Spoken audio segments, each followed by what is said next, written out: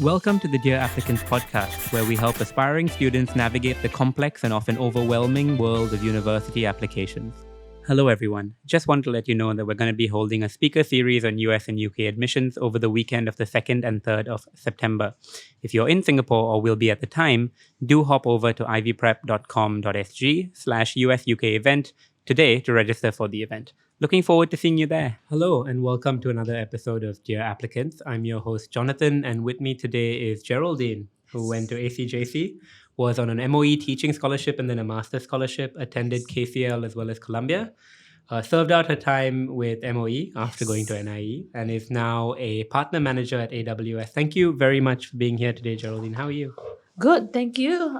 Just came back for a short vacation, so really excited to get rolling with this as well. Oh, got it. Why don't we start? Well, we like to take things chronologically over here. Way back when you were still in ACJC, what was young Geraldine like?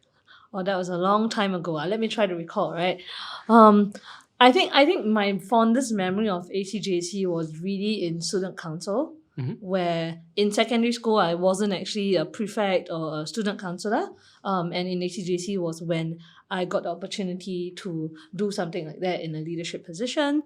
It all started when I thought a little bit more about what new things I wanted to try in JC. And one of it was, of course, trying out student council, leading school events, thinking about planning things for our student population and all of those things that a student council typically does. And it was perhaps the adrenaline of being in a school that I've always wanted to be in. Sorry. Yeah. Where did we stop? The adrenaline of being in a school that you'd always wanted to be in. Yes. And I think it was a lot due to the adrenaline of the whole school culture in ACJC. The people around were really excited, hyped up during orientation. And, when I saw my orientation group leaders being the way they are, they were role models that I looked up to as well. So that was one of the kind of starting points when I started thinking about student council. And in secondary school, I played a leadership role in what we call house council last time, where it's like, different houses where, group according to sporting events. We will organize sporting events as well. I did a welfare role in my CCA back then, which was dance. So I thought being in student council would be kind of a good amalgamation of those two roles that I played in secondary school. And then one thing led to the other. I eventually applied to be in the executive committee of the student council in ACJC. Was really grateful for the opportunity and the support from my teachers and my peers. And eventually I did lead up a welfare part of the student council. And you were like the welfare officer for the student council. Okay, got it. Yeah, so it was really cool because we got to plan things like what were some of the welfare events that we do alongside key school events like orientation. One of the really exciting things that we did was what we call like a For You Day. So it was basically for the students. What were some of the cool things that we could do for students? And we took a different spin on that when we organized orientation in my batch. We got to collaborate with Make-A-Wish Foundation, where during orientation, we were doing things for the students, such as having popcorn stations, cotton candy stations, things that they could write to their orientation group members or their leaders or even their teachers and, activities like that. And the proceeds from all of these things did go to the Make-A-Wish Foundation. Where did the welfare streak come from for you? Because, I may be jumping ahead over here, but obviously once you go further on in your career, you end up being a teacher for quite a number of years. So you end up being in a care role, right? Not just at JC level, but also professionally. In a sense, you were teaching pretty young kids, right? Yes. So where did this start from? Or is it something you fell into and you're like, oh, I enjoy this, why not stick to it? Yeah, I think it was kind of given that position in the opportunity to serve in secondary school. And then, I kind of thought that was something that I really enjoyed and one thing led to the other. And Got it. Pursued that a bit more. I'm a little bit curious though about the more, I guess academic elements of what you were doing in school that were outside of just the curriculum, right? So outside of the A level. So you've told me before the cameras were rolling that you were quite keenly interested in the area of geography, Yes, which to be quite honest is something that isn't all that Yes, popular, yes, right? definitely. Maybe every year we see 1 or 2 students that are interested in geography, and Yeah. they tend to be leaning towards urban studies. So it's Yes. sort of they're doing the groundwork to then go into urban studies. Where did that interest come from for you? I think it was a lot of initially a lot of inspiration from my secondary school geography teacher, Okay, and then I decided to kind of pursue that a lot deeper at the A levels. so it was nurture, not nature. Yes, definitely. And in ACJC, one of the cool things we got to do as part of the humanities program was to go on a humanities trip. Mhm. So we did choose Taiwan for my cohort. And because it was a mix between the students who were pursuing high level literature, geography, as well as history. So it was an interesting trip because when we went to Taiwan, we did an itinerary that covered all grounds. Okay. In geography, we went to the Yellow Geographical Park, and it was really interesting because it got me thinking about how I can share my knowledge with my classmates who were not taking higher level geography. And it was a little bit of that maybe role play into what I was going to do a couple of years later, right? Like teaching students what geography was about. But there I was teaching my classmates and having a lot of fun, just showing them how different geographical landscapes look like and what was behind the scenes of what they were observing at the place itself. And of course, then on the other end, I was on the receiving end when we went to visit things that were in their kind of academic interest. Okay. And I thought that kind of exchange was something that I found very valuable and meaningful. So sort of inter-humanities. Yes. Well, I guess humanities is an interdisciplinary sort of Very field, much so. right? So that was something that was pretty interesting to you. Yes. That exchange. Okay. Where does geography come from though? Like, why the interest in geography? You were a humanities kid. There must have been other subjects. History, certainly was one of them, right? Yeah, I think the being able to see geographical elements around the spaces we live in was something that I got really hooked onto even at the secondary school level. Okay. And then when you kind of start developing an interest for something, you just find more ways to relate to it. And then when I started going on holidays, when I started speaking to my friends, even traveling around Singapore, I started to see more and more geography around me and started to kind of connect with really what I was learning in the classroom. And dare I say that that's the only subject that I really found that connection with. And that really inspired me eventually to take on the teaching scholarship because I wanted to impart that kind of love for geography to the students that I was going to teach in the future as well. Tell us a little bit about that, because it sounds like your experience in a classroom on the receiving end is something that then I guess inspired you to want to teach and be on the other end, right? And I guess teaching is a fairly noble profession. You don't see it. You don't see kids growing up saying, I want to be a teacher. It's normally banker, doctor, lawyer, the normal stuff. So tell us a little bit about making that decision to apply for the scholarship, bonding yourself to MOE for 6 years.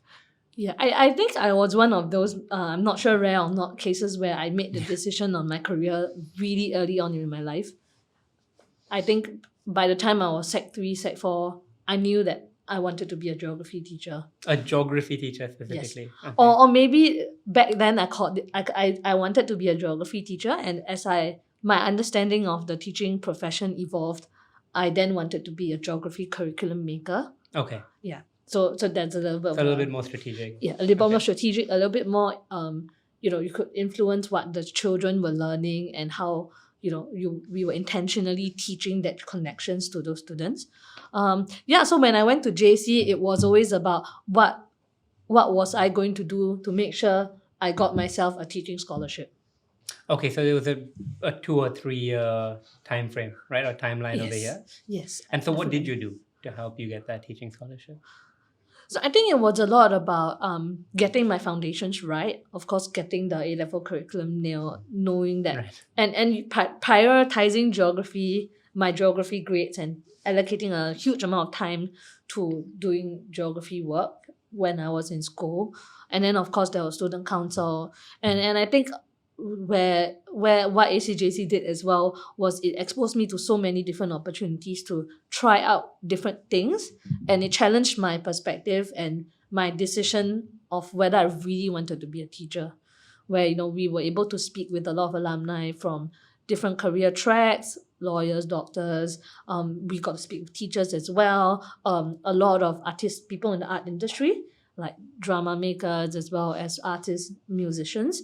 And I think that only strengthened my resolve to want to join the education industry. Were there any major challenges or any moments in time in which you were like, maybe this is not for me? Any crises in confidence? Not that I remember, but Okay. I think That's pretty straightforward. it All was the way through, really- you knew what you wanted to do. yeah, it was really I And knew I wanted how come to do not that. urban studies?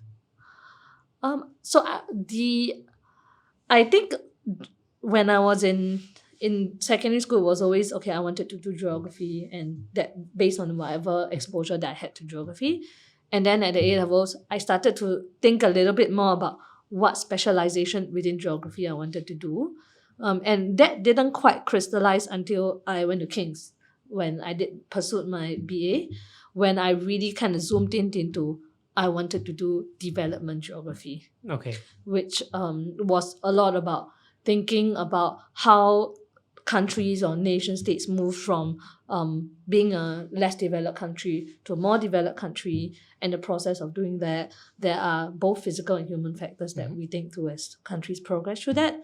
And I think that 3 years in King's really shaped up what I would love to pursue further when I have the opportunity Got to. it. So we'll get to Kings in a bit. Before we continue, I would like to take a quick break to remind you to subscribe to our podcast and leave us a review on your favorite platform. Your feedback helps us improve and to reach a wider audience to provide further insight into this arduous journey. Also, if you have any questions or suggestions for future episodes, feel free to email us at our email linked in the description below. We'd love to hear from you. But while we're on the topic of the scholarship, what was your experience of applying for and getting that scholarship? Was it tough? What did it look like?